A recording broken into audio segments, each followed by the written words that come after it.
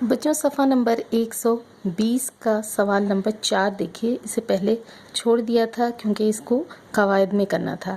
اب اپنی کاپی کا نیا صفحہ کھولیے اور سب سے اوپر جلی حروفوں میں قواعد لکھیے بالکل اس طرح سے. اس کے بعد اب چند چیزوں کی آپ کو تعریف بتا دی جائے تاکہ آپ کو کام کرنے میں آسانی ہو جائے.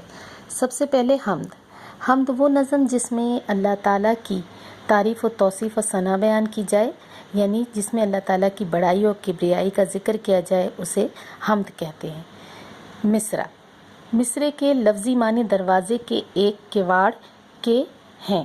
2 کواڑوں سے دروازہ مکمل ہوتا ہے، یعنی کسی بھی دروازے کے 2 حصے ہوتے ہیں اور ایک حصے کو کواڑ کہا جاتا ہے. بالکل مصرع بھی اسی طرح سے ہوتا ہے کہ کسی بھی شعر کی ایک سطر یا ایک لائن کو مصرع کہا جاتا ہے. جیسے اوپر دیکھیے یہاں پر 2 مصرے ہیں، یہ ایک لائن، یہ ایک لائن، تو کسی بھی شعر کی ایک لائن مصرع کہلاتی.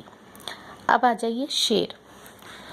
شعر کا لفظ شعور سے ہے جس کے لغوی معنی جاننا یا سمجھ لینا ہے، یعنی یہ لفظ شعر جو ہے وہ شعور سے نکلا ہے اور جس کا مطلب ہے جاننا یا سمجھ لینا، یعنی چند بامعنی لفظوں پر مشتمل مصروں یا کلام کو شعر کہا جاتا ہے.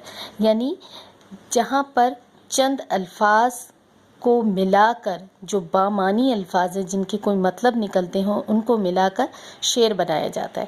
ہر شعر کے 2 حصے ہوتے ہیں، ہر حصے کو مصرع کہا جاتا ہے.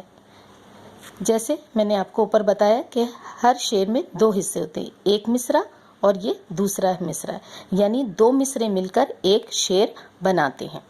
پہلے مصرے کو مصرع اولی اور دوسرے مصرے کو مصرع ثانی کہا جاتا ہے. یعنی شعر کا جو پہلا مصرع ہے یہ مصرع اولی ہے اور دوسرا مصرع مصرع ثانی ہے.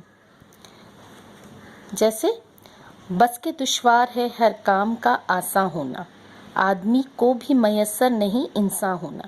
یعنی دیکھیے اس کا پہلا حصہ یعنی پہلی سطر یا پہلی لائن مصرع اولی کہلائی اور دوسری لائن یا دوسری سطر مصرع ثانی کہلایا.